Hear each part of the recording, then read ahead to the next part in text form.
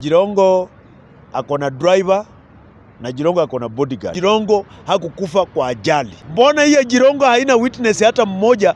Ni Kizinji tu peke yake ndiye aliona. Passengers alikuwa amebeba 65 au passengers walikuwa majini wakapotea wakaingia kwa hewa. Hakuna wanangu wa nguvu. Naitwa Shaka, karibu tena ndani ya Brand Africa Media. Of course tunataka kuzungumzia masuala ya siasa humu nchini na tumempata Mheshimiwa Kiberenge. Mambo vipi? Poa sana. Uko fiti? Niko poa. Wewe ndio chairman wa one term hapa Kenya. Right now ni kama Ruto ashawapanga, si ndio? Sisi ametupanga. Tunaona sasa hivi umetulia, hakuna one term, hakuna nini. Mimi nasema one term siku zote. Nikiamka ni one term, nikilala ni one term, nikikula ni one term, nikienda kanisani ni one term. Mimi ni one term. Hata ushuhuda yako ni one term. Hata ushuhuda yangu ni one term. Hata nitazaa mtoto nimuite one term. So sasa hii right now kuna watu wanasema kelele ya opposition imeisha, Ruto watu wamekubali anaenda mpaka 2032. What's your opinion ukiangalia the opposition vile wamejipanga na Ruto mwenyewe vile amejipanga tukielekea 2027 election? Unajua, let me tell you one thing. Watu wanajaribu kujipatia hope. Ruto na hii serikali yake wanajaribu kujipatia hope. Unajua, those we call them the last kicks of a dying horse. Wanajaribu kujipatia hope. But I can tell you for sure, opposition saa hizi mnaweza fikiri opposition imegawanyika. Lakini wewe kaa chini upige hesabu. Upige hesabu ambazo opposition tuko nazo kwa mlima. Uongeze Wakamba, uongeze Waluya hata kama Waluya watakuwa nusu. Uongeze Wajaluo wale ambao wataleta pande hii. Uongeze wale wengine wa Kisii na wengine wote. Hakuna Ruto bila anaweza shinda opposition. It is just a matter of coming together. Na wametuharakisha ati, unajua wakisema opposition iko divided, wanajaribu kutulazimisha tukuje pamoja saa hii ndio wajue mbinu zetu. Wajue agenda. Wajue agenda yetu. Lakini sisi tunataka kucheza vile tunacheza hivyo. Matiang'i aonekana ako kivyake, nani aonekana ako kivyake, Kalonzo na wale wengine, ili tuendelee confuse hao watu. Tuendelee kwa confuse. Na talking of Ruto, juzi amesema anataka Kenya ikuwe kama Singapore mpaka by 2032. That means kwa kichwa yake he has a plan ya kukaa in power mpaka 2032. What would you say about that? Jo amesema anataka by the time anatoka kwa kiti 2032 Kenya ikuwe kama Singapore. Unajua Ruto anakujanga na slogan za kudanganya watu.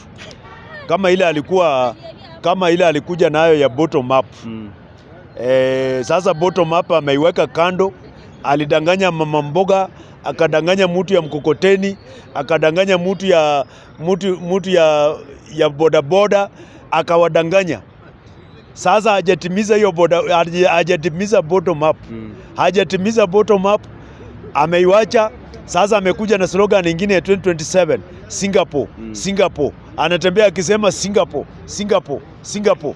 Na unajua Ruto alikuwa ametuita average thinkers. Alisema Kenyans ni average thinkers. So anajua tu akitudanganya Singapore, alafu tunaangalia vile Singapore iko, ati Wakenya watampatia kura.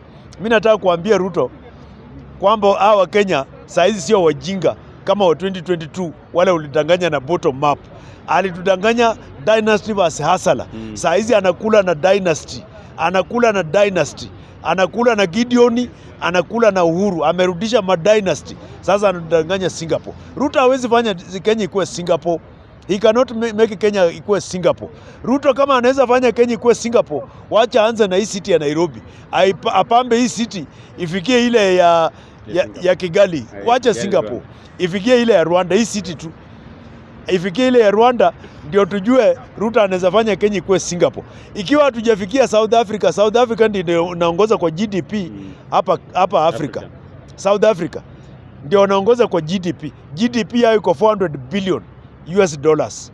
GDP ya Kenya ni 130 billion US dollars. Sasa South Africa hawajafikiria kufikia Singapore. Wewe 130 billion US dollars unataka kufikia Singapore. Na corruption iko mingi. Singapore, wacha niambie Bwana Ruto, ili Singapore ifike mahali imefika mahali iko sahi, ule mtu anaitwa Lee Kuan Yew, Prime Minister wa Singapore. Lee Kuan Yew, kitu ya kwanza alifanya kabisa, ya kwanza kupigana na ufisadi. Kitu ya kwanza Lee Kuan Yew alinyonga wafisadi.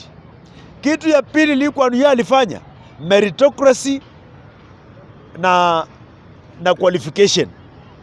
Yaani akatengeneza serikali ambayo hakuna ukabila, mtu alikuwa anachaguliwa, anakuwa appointed on merit, ako qualified. Lakini hii serikali ya Ruto hii imejaa watu wa loyalty. Qualification kuingia kwa hii serikali ya Ruto ni tribe or loyalty. Either ukuwa loyal or tribe. Na anataka kutupeleka Singapore. Kitu ya tatu alifanya Lee Kuan Yew alitengeneza kitu inaitwa manufacturing na world class education. Ndio akatengeneza Singapore ikafika first world. Lakini hii yetu ya hapa, hii ni mchezo tu, hii ni comedy. Hii ya Ruto ni comedy. Ni comedy, it is pure comedy, nothing else. Ruto cannot make Kenya to be a Singapore. He cannot, he can't. In one of his speeches anasema one of the things zenye amefanya akijaribu kuleta Kenya ikae kama Singapore ni barabara ya Rironi Mau Summit. Although early today nimeona wanasema kutumia hiyo barabara every user atakuwa analipa 8 shillings per kilometer. Do you think it's fair enough for Kenyans? It is not fair enough kwamba watu ambao tunaenda Western tutakuwa tunalipishwa barabara.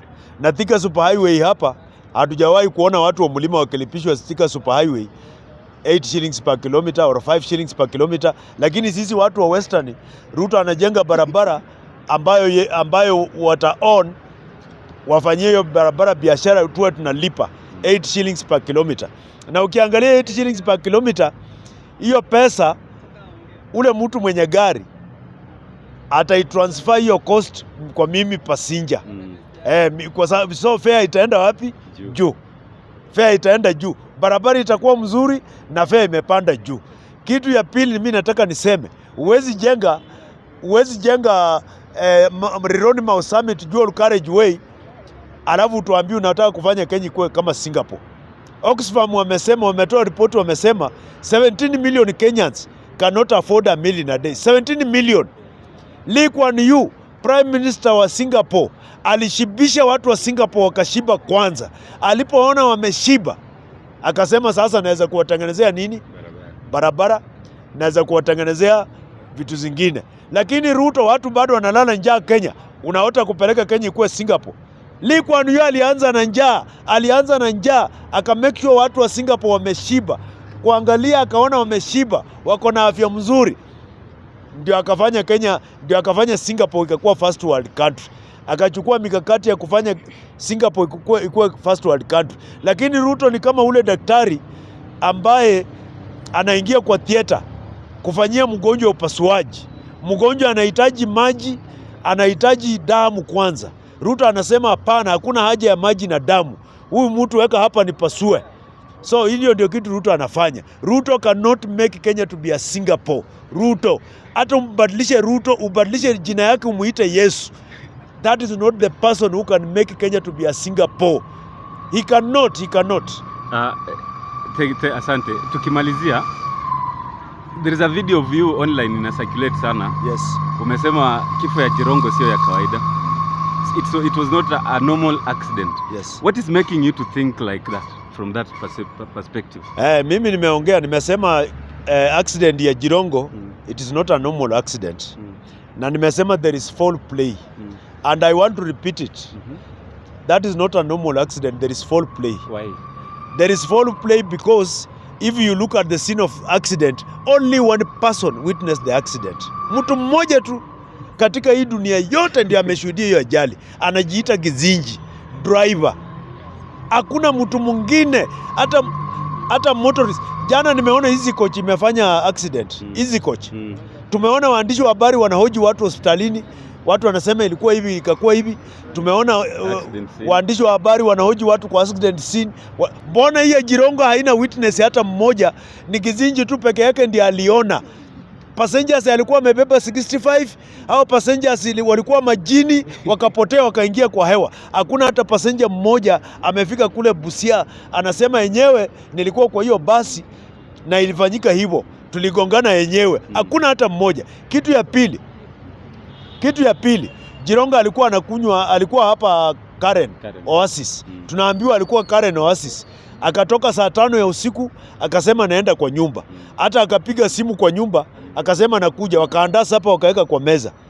Kwake hapo Gigiri. Kwake hapa Gigiri. Sasa ilikuwaje akaenda Naivasha? Alikuwa anaenda nini Naivasha? Na yeye tunaambiwa huyu Jirongo hawezi enda mahali popote bila kuambia bibi yake. Kama alikuwa ametoka Karen, amechange mind anaenda Naivasha, lazima angeambia bibi nimeamua nataka kukimbia Naivasha. He never told his wife. So Jirongo alitokaje Karen akafika Naivasha Karai. Hata kama ni kupotea njia, unaweza sema mtu ni mlevi amepotea njia. Mtu anaweza potea njia kutoka Karen mpaka 91 kilometers away Karai, ati amepotea njia. Wapi CCTV camera? Watu waonyeshe, mbona wameficha CCTV cameras? Tunasikia CCTV camera zingine hazifanyi, zingine sijui zimepotea. Mbona wanaficha CCTV cameras? Mbona wanazificha? Huyu Jirongo alikuwa na kisasi na nani? Kwa hivyo sisi tunasema hii ajali tunataka majibu. We want answers. Kabla hawajatupatia majibu, kabla hawajainvestigate watupatia majibu, bado tunaendelea kusema hii sio accident, Jirongo hakukufa kwa ajali. Before uendelee, kuna kitu nataka kujua. Jirongo is a very senior person in this country. Yes. How comes he doesn't have a personal driver mwenye anaweza kumdrive wakati amepiga uji? Jirongo akona driver na Jirongo akona bodyguard. But Jirongo vile tunamjua, siku ya weekend huwa ana release driver wake na huwa ana release bodyguard wake. That is what he normally does. And it has been that way for many years.